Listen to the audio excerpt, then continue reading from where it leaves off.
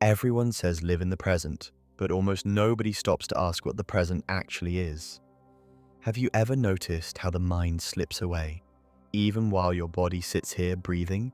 One moment you're watching these words appear on your screen, and the next you're already 5 years ago, replaying a conversation that still stings, or you're leaping 10 years forward, chasing a version of yourself that finally feels enough. Where are you really? Tonight, we descend beneath the slogans, beyond the surface advice, into the raw, living truth of what the present moment actually is and what it can liberate you from. Close your eyes for a moment if you feel safe to do so. Feel how the mind is rarely here. It is a time traveler, restless and afraid.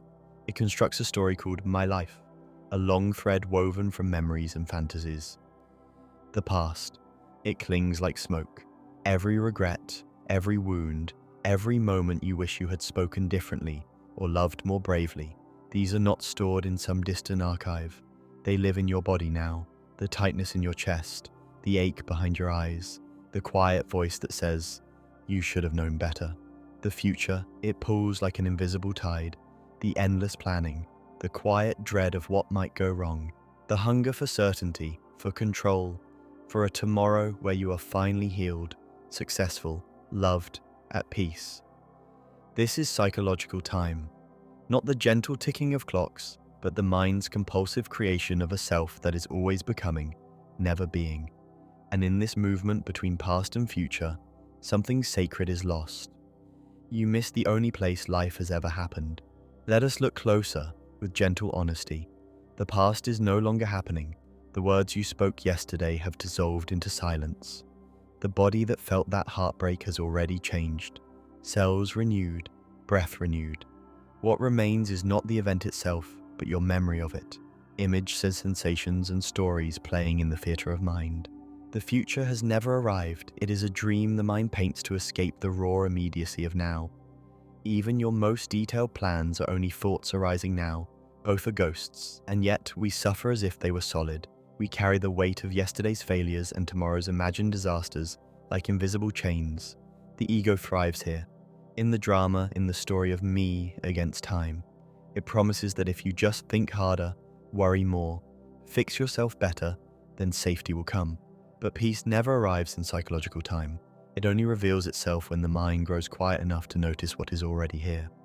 Take a breath with me, not to achieve anything, just to feel. Inhale and notice the cool air entering your nostrils. Exhale and feel the warmth leaving. Notice the weight of your body against the surface you're sitting or lying on. The subtle sounds around you, distant traffic, wind, your own heartbeat. For these few seconds, let the stories rest. If thoughts of yesterday or tomorrow arise, see them as clouds passing through a vast sky. You don't need to chase them or push them away. Simply return to the raw sensation of being here. This simple, ordinary awareness is the beginning of presence. The present moment is not a concept. It is not another self-improvement goal. It is the direct, living experience of what is.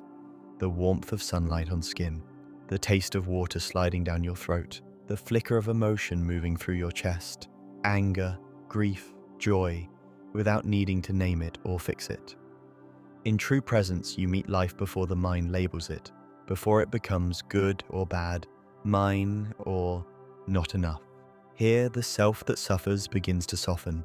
You realize you are not the story. You are the silent witness in which the story appears. The overthinking mind, so loud and convincing, is seen for what it is. A bundle of conditioned thoughts, arising and dissolving like waves on the ocean of awareness. The emotional baggage you have carried for years, in presence it is no longer a burden to analyze endlessly. It becomes energy moving through you, allowed, felt, and eventually released. The need to control life? It relaxes because you see that life is already unfolding perfectly in this moment, whether the mind agrees or not. This is the doorway to inner freedom. Not freedom from pain or difficulty, but freedom within them. When you stop abandoning the present to live in mental movies, something miraculous happens. You begin to meet yourself, the real you. Not the wounded past self, not the anxious future self, but the pure, aware presence that has always been here, untouched by time. Old wounds that wants to find you lose their grip. You feel them fully, and in that full allowing, they begin to heal. Relationships transform because you are finally here with the people you love, instead of half listening while your mind wanders elsewhere. Creativity flows, intuition awakens, a deep, unshakable peace begins to bloom from within, independent of outer conditions. Imagine living like this. Not perfectly, not as some enlightened ideal, but more and more, moment by moment. You still remember the past, you still plan for tomorrow, but you no longer live there. You return again and again to the alive immediacy of now, and in that return, you discover you were never broken. You were only distracted from the truth of your being. Life has never happened in the past. It has never happened in the future. It is only happening now, right here, breathing you, seeing through your eyes, feeling through your heart. So let this be your gentle revolution.